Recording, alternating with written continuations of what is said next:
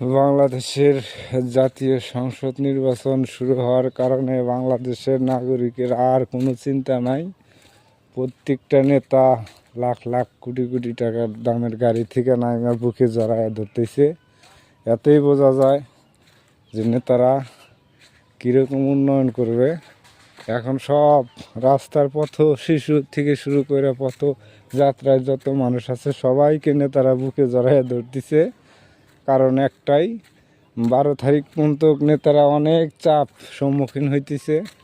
নেতাদের একটাই চাওয়া যে বাংলাদেশের ভোট মানে জামায়াত, বিএনপি, এনসিপি সকল নেতাকর্মীর একটাই প্রত্যাশা 12 তারিখের মধ্যেই সবাই যেন তাদের মুনাফা মনের আশা পূর্ণ করতে পারে। এইভাবে তারা যা প্রলোভন দেখা যাচ্ছে সব প্রলোভন দেখা ভোট চাচ্ছে। কেউ কৃষিকার্ড, কেউ কেউ আবার চিকিৎসা ফ্রি, নানান ধরনের প্রলোভন দেখাইয়া বাংলাদেশের ভোটারদের কাছে প্রার্থীগুলো যাইতেছে। আমাদের চর 12 মাসে 13 আবাদ, এখানে অনেক জনগোষ্ঠী থাকে। এই যে নদী শাসন প্রায় 100+ বছর।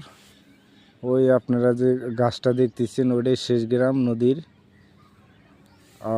এই নদী শাসনের কোনো নদী শাসন ব্যবস্থা বা নদী খনন বা নদীর কোনো জোরালো কোনো কাজ নাই।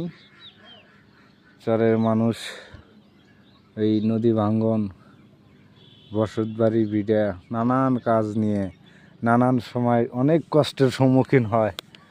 তখন কোনো মাদারবোর্ড নেতা এই চর বিষয় নিয়ে কোনো কথা বলে না। এই জনগোষ্ঠীর জন্য কেউ চিকিৎসা, আপনার শিক্ষা, কালভার্ট, ব্রিজ এই বিষয়গুলো নিয়ে কোনো মাথা ব্যথা নাই।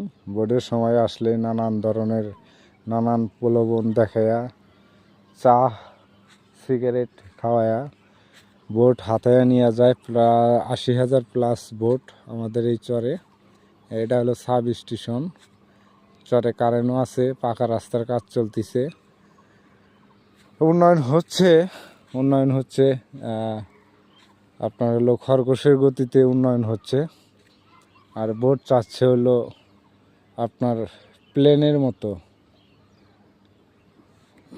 দেখেন আমাদের চর অনেক সুন্দর, অনেক সুন্দর। এটা সাব স্টেশন।